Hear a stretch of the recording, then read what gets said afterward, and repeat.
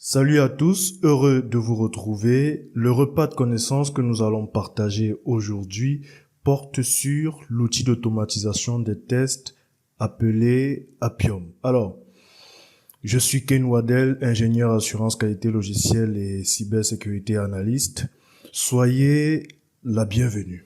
Alors, c'est quoi Appium? Appium, si vous allez sur le site, ils vont vous dire que Appium est un outil d'automatisation qui est open source et qui permet d'exécuter des scripts de tests sur des applications natives, des applications mobiles web et des applications hybrides.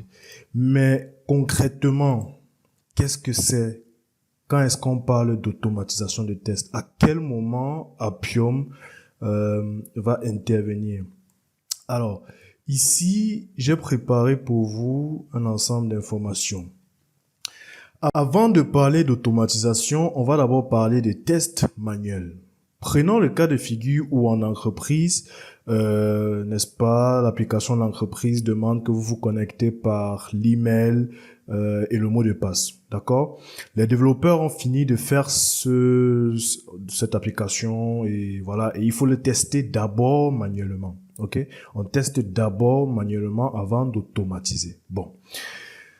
Parmi les scénarios de test que vous allez avoir, vous allez par exemple avoir vérifier connexion avec bonne information, d'accord? Vérifier connexion avec mauvais email, vérifier connexion avec mauvais password, vérifier connexion avec password vide, vérifier connexion avec email vide. Donc voilà les scénarios de test que vous allez tester pour certifier que la fonctionnalité de connexion ou sign-in est fonctionnelle. Mais il s'oppose un problème, c'est que est-ce que à chaque mise en production de l'application, vous allez refaire ce test? Vous voyez, c'est là qu'intervient donc l'automatisation des tests.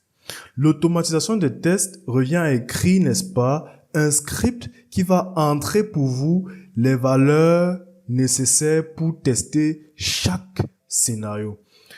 Encore une fois, ça c'est une chose qu'on ne m'a pas dite quand je commençais. Et aujourd'hui, j'espère que c'est très clair. Voilà quand est-ce qu'on parle d'automatisation des tests. Quand vous entendez parler d'automatisation des tests, c'est de ça qu'il s'agit. D'accord?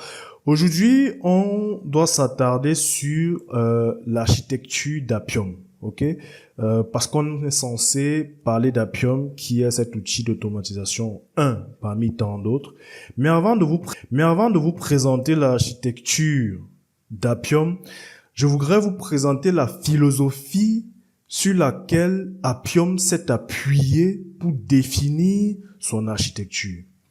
Alors, cette philosophie-là repose sur 4 exigences.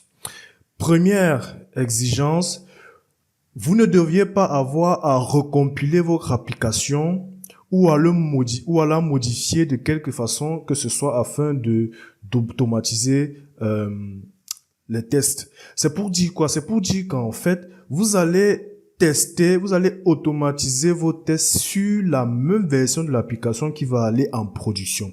Il n'y aura pas une affaire de Appium qui va ajouter son script pour faire des tests, non. La deuxième exigence dit que vous ne devez pas être enfermé dans un langage ou un framework écrit et exécuter vos tests. C'est pour dire quoi? C'est pour dire que vous allez être capable d'écrire vos scripts de test dans n'importe quel langage. Comme on va le voir tout à l'heure, vous allez voir les langages supportés par Appium. L'idée, c'est de vous permettre, n'est-ce pas, d'écrire vos tests dans n'importe quel langage. C'est-à-dire, si vous êtes déjà un familier du C#, vous allez écrire vos scripts en C#. Si vous êtes un familier du Java, vous allez écrire vos scripts en Java. Si vous êtes un familier du Ruby, vous allez écrire vos scripts en Ruby. Vous allez écrire vos scripts avec le langage que vous préférez. La troisième exigence de la philosophie d'Appium, c'est que un cadre d'automatisation mobile ne doit pas réinventer la roue en matière d'API d'automatisation. Pourquoi est-ce qu'ils disent ça? Parce que en fait, quand on parle d'automatisation sur les applications web, Appium a, n'est-ce pas, Selenium. Vous savez qu'Appium est un produit de Selenium. Donc, il y a ce qu'on appelle le Selenium WebDriver, d'accord, qui est basé sur un fonctionnement d'API. Et donc, plutôt que de refaire la roue adaptée, n'est-ce pas, à l'automatisation des tests mobiles, Appium a choisi d'étendre ce WebDriver-là pour pouvoir donc embrasser l'automatisation des tests sur, n'est-ce pas, les applications mobiles. Et la quatrième exigence, n'est-ce pas, de la philosophie d'Appium, c'est que un framework d'automatisation mobile doit être open source dans l'esprit et dans la pratique ainsi que dans le nom. Pour vérifier cette exigence, Appium va, n'est-ce pas, rendre le projet disponible sur GitHub. D'accord? Maintenant, voyons ensemble donc l'architecture interne d'Appium. OK?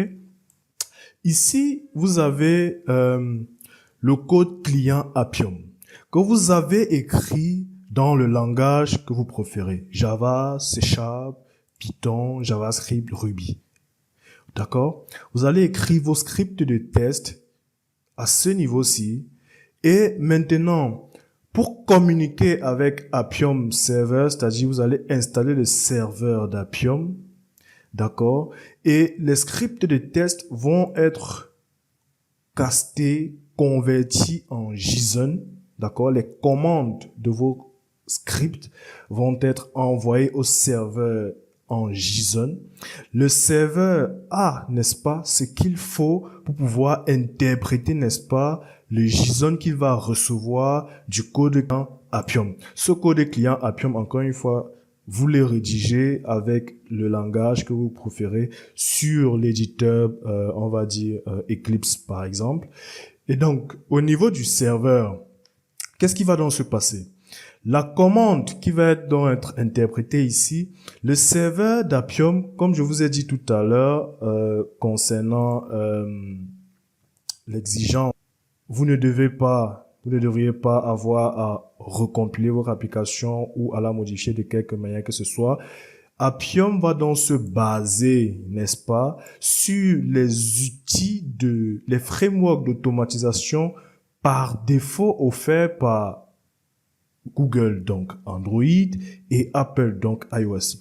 Et cet outil d'automatisation des tests par défaut, ce framework par défaut d'Android s'appelle UI Automator 2 et côté iOS, c'est XC UI Test. Donc, les commandes qui vont être interprétées par le serveur vont être envoyées via ce framework-ci sur les devices Android. Et c'est de cette manière qu'à partir de votre script, vous serez donc en mesure, n'est-ce pas, d'écrire dans un champ email, n'est-ce pas, l'adresse email que vous aurez renseignée dans votre script.